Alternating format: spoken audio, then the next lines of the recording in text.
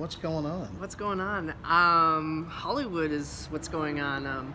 I have a lawsuit filed against AMC Networks for a show that I co-created. My business partner unfortunately passed away, but he used to work for Akon. And so I have a copyright infringement, breach of contract, breach of implied contracts, unethical business practices, you name it, it's in the complaint. And it's going to be an interesting couple of weeks. So sure. Did you have like an attorney that decided they were going to take this case, and they... I originally, when the show first got stolen, I tried to reach out to, I think, everybody. I even tried to reach out to the senior VP before they even aired it, saying, do you want to talk to me about something? This is copyright infringement, breach of contract, because the senior VP is under a non-disclosure with me. He has the PowerPoint sent to his AMC email address. And he blew me off. No attorney was really interested in taking it until they wanted... I'm the principal girl. I'm worried about they're stealing my show, where most attorneys didn't care because they don't care if the show doesn't do well. There's no money behind it. So they don't care that your stuff's getting stolen until it goes, which this show did, it went #1. So at that point, I pretty much met with almost every attorney, or was referred into every attorney, top attorney here in LA. There were pre-litigation letters written back about, this is a year and a half ago, maybe 2 years ago, all of which was complete nonsense. We had caught the senior VP lying in pre-litigation letters. They had twisted some stuff about me and the supposed relationship I had with him, which was all completely professional, but both sides were attorneys. And the facts were spun and whatever, but long story short, I was told, you can file a lawsuit if you can find an attorney that can do a contingency, but I'm not so sure you have a case. So suddenly a 180 happened on me out of nowhere, which it was odd. I found it very odd. So the next year and a half, I'm going along, I'm looking for an attorney, I have all this information, I have all these facts. And most attorneys, when they've listened to me at first, they're like, wow, this seems like a big problem. And as soon as they spoke with my first attorney, for whatever reason it was, they didn't know anybody, they don't have any leads, they don't have any contacts, and they do not want to be involved.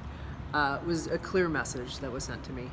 So I was scrambling the statutes of limitations. From what I can see, it was I was told the wrong statutes of limitations. So if it wasn't for one of my friends who was a former FBI guy, I wouldn't have been able to file pro se. I didn't even know about pro se. So you filed this yourself? I did. I did. You filed this yourself? I went to the courthouse. I got all my little documents and all my facts in order. I have a business background. I used to work on the music side, or the business side for music in the music industry. So fortunately, I was able to compile all the information, document it, and I had the complaint written up, and it was filed in the courthouse by the statutes. So it was interesting. So we tried to do this interview previously. Okay. And then the In-N-Out truck all of a sudden started pulling around us. It got real noisy, and so we weren't able to do the interview there. So we'll cut some of that in.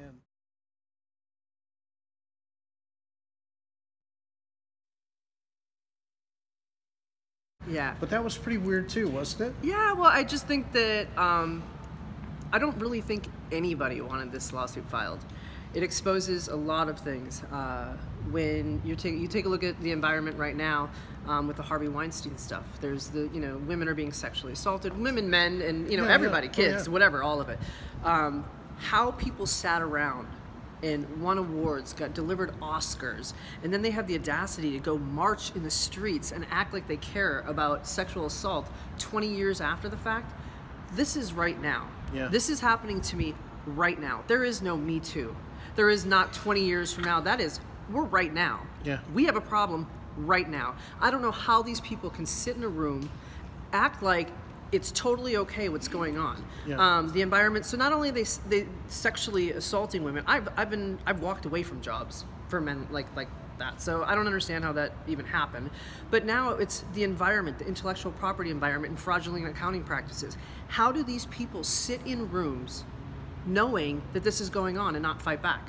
I am, by the grace of God, lucky enough to have every single thing fall into place. The show's #1. There's a spin-off started. I have legendary families attached, which draws like the attention of the media. If it wasn't for all of these factors lining up, I wouldn't be able to expose it because nobody would care.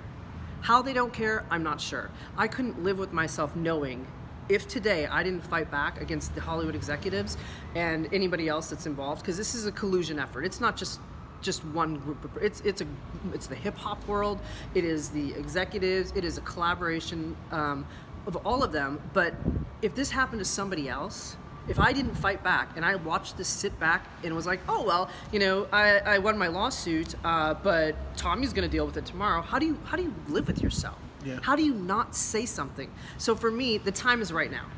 These days are done. This fraudulent accounting practices hold people accountable. It's disgusting. It's disgusting the way they behave. It's disgusting that they're stealing intellectual property from new artists who have no means to fight back. I don't have $200,000 to go litigate, which is the low end of how much it costs to sue against the studios. It's a business model they run. They know that you can't afford to fight back. I didn't even know I could file pro se. I accidentally learned that through this process. Thank God I could. But it needs to stop. I can't suggest that any artist ever pitches anything to the studios. Why would you do it? I have a kids animation. I have a psychological thriller. But all they have to do is the same thing. I pitch it to them. They tell me no.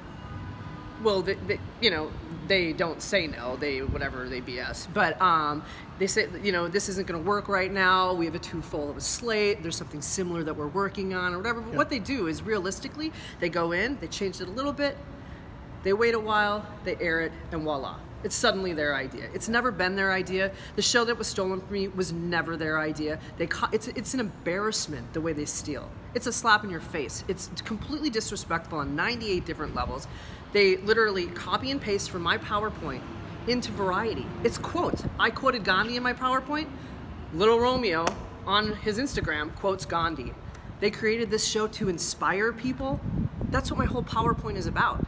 So it's like they literally took the words out of my mouth, acted like they wanted to inspire people, which they don't. Reality shows don't really inspire too many people. And it was really hard to pitch a positive, inspirational reality show, reality docuseries. That was really hard. They weren't interested in it because they didn't know that business model would work. So they disgracefully do this, and then after that what they do is once they steal, let's say I'm lucky enough to win in court. I'm lucky enough to win, which who knows, I'm telling the truth, so I'm comfortable with who I am. I don't care what the results are because I know who I am. But either way, then let's say I win, then they start lying about how much the show's profiting. So they're raping you sexually in Hollywood and they're raping you economically, and it is disgusting. And it needs to stop today. Not tomorrow, not after this show, not 17 more episodes go out. It needs to stop today. Yeah, and it's been going on for quite some time. Yes. Tupac Shakur, he earned $250 million while he was alive. He died with $6,000 in his checking account. They never paid him. And even when his mother, after his death, went after, with the estate, she really didn't. Only got a fraction of what was owed because they had clouded everything. The title was all clouded. Well, I mean, just the cast members of the show. If you take a look at Master P, I think he's on the show itself. His son, because he's, they lost a lawsuit, I'm pretty sure, on the show. If you look at The Walking Dead, AMC Network, same network. They have 2 lawsuits currently against The Walking Dead. The second one is about fraudulent accounting practices. So how is this happening? How is nobody coming in and saying, what are we doing here? It's your Harvey Weinsteins. Nobody says anything. It's disgusting. Well, and then they call him God. Yeah. I mean, from the pulpit. Yeah, exactly. Yeah. And so, Well, everybody on this show is a god, and it's so disgusting that even one of the guys I was talking to at the time who disappeared, and he's on TV, but he disappeared when all this was going down, and he's on the show. That's how disgusting these people are. Who does that? What kind of world do we live in? These people need to be held accountable right now. They're not gods. They're not anything. They're thieves. That's all they are. They're thieves. They're crooks, and it needs to stop. The corruption needs to end. So how long are you going to fight this? Until it's done. I'm not going away. I'm not going to hush my mouth. I'm not going to, because if I do, I could easily win a chunk of money, call it a day, move to Wyoming, buy a ranch. I love saving the animals. I'd save all the animals. But what does that do for anybody else? That doesn't save Tom or Missy or, you know, whoever else is following behind me for the next decades. I mean, it doesn't help anything. So it would be, okay, so it's Harvey Weinstein. So they still cultivate, they still do all the things, and they still are living in this bubble where this is all okay. This needs to come to a stop. I'm not going away.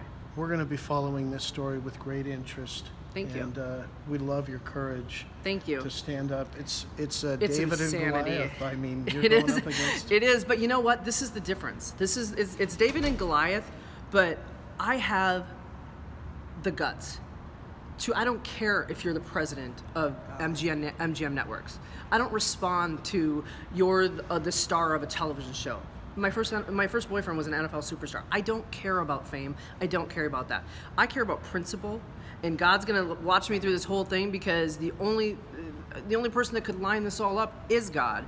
The time is now. All the environments are changing, whether it's politically or, you know, in entertainment. All the exposure is happening. So this is the perfect time for my case. Because if this didn't happen, if all those things weren't going on right now, you probably wouldn't be standing here talking to me today. Yeah. Because nobody cares. Because how long did it take for the Harvey Weinstein story to get published? Oh, I mean, it was 30, 40 years. Correct. Right. Okay. I mean, that took So a mine, while. thank God, mine took 2 weeks. Yeah. You. All right. So there we go. There we go.